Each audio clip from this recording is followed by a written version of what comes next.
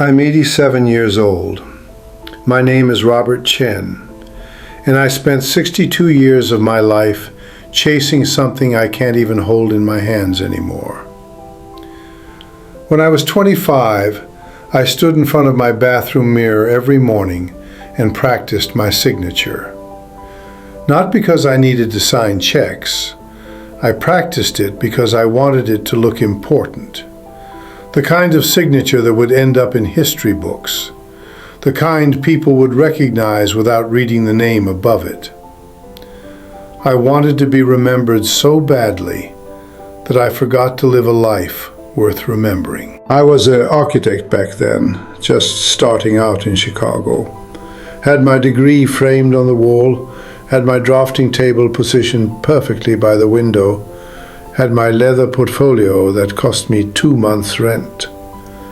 I worked 16-hour days designing buildings I was convinced would outlast me. My first major project was an office complex on Michigan Avenue, 42 stories, glass and steel. I put everything into it. I fought with contractors, argued with clients, lost sleep over every detail because I thought this building would be my legacy. I imagined people walking past it 50 years later, asking who designed it, saying my name with reverence. The building came down in 2019. They replaced it with something taller, shinier. Took them 6 weeks to erase 15 months of my life.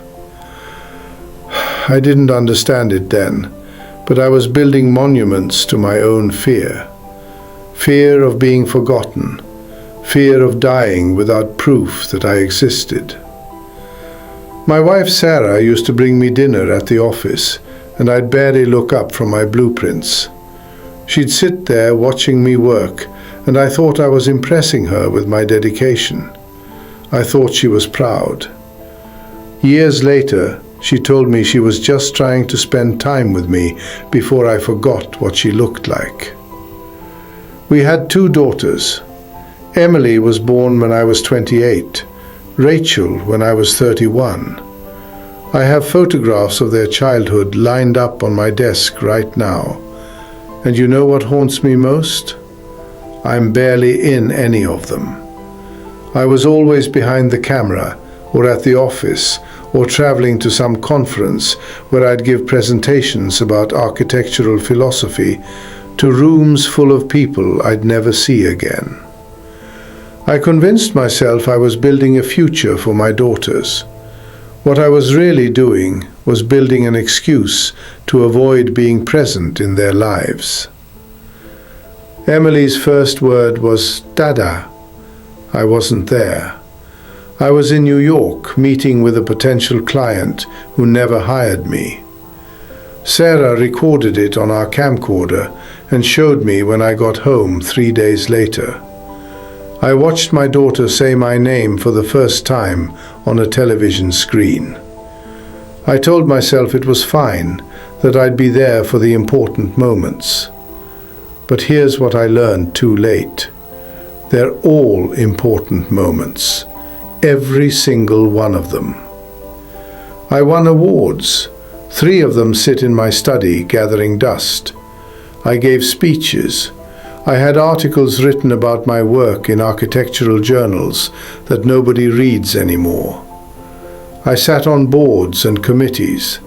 I mentored young architects who moved on and forgot my name within 5 years. I built 17 major buildings across the Midwest, and you know how many are still standing? 4. And I'd bet everything I own that not one person who walks into those buildings today knows or cares who designed them. My father died when I was 52. He was a carpenter, never finished high school, spent 40 years building custom furniture in a small shop behind our house. On his last day in the hospital, he didn't talk about the china cabinets or the dining tables he'd made. He talked about teaching me to use a hand plane when I was 8. He talked about the fishing trips we took to Lake Michigan. He talked about the time he stayed up all night with me when I had pneumonia, reading me adventure stories until his voice gave out. He held my hand and told me he was proud of me, and I remember thinking he should be more proud. I had buildings with my name on them. He had furniture scattered in houses he'd never see again. I finally understood what he meant 15 years after he was gone. Sienna got sick when I was 70, ovarian cancer, stage 4 by the time they found it. I retired immediately, sold my share of the firm, and for the first time in 45 years, I had nowhere to be except with her. We had 8 months. 8 months where I finally learned what it meant to be present. I learned her favorite way to take her tea.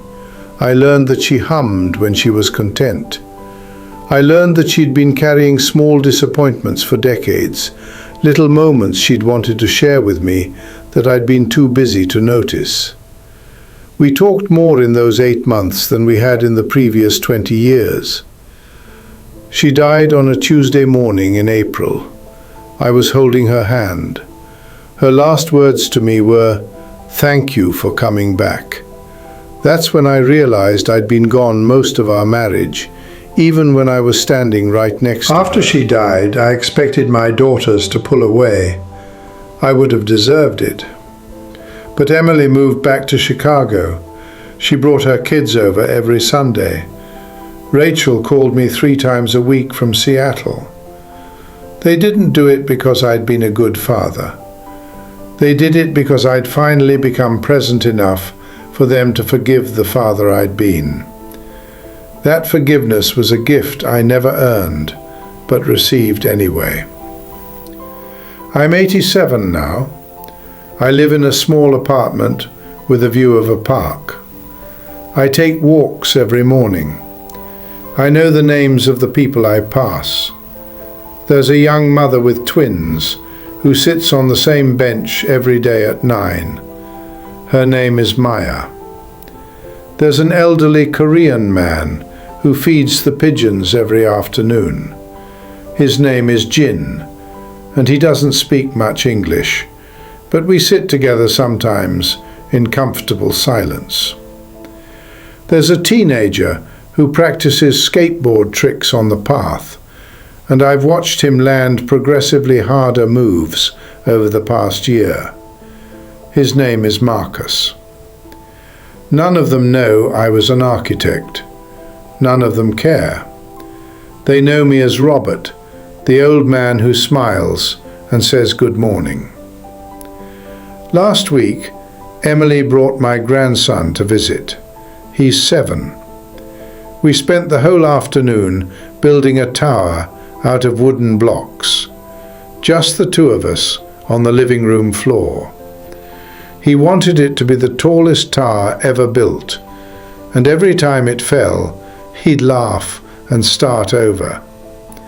At one point, he looked at me and asked if I was having fun.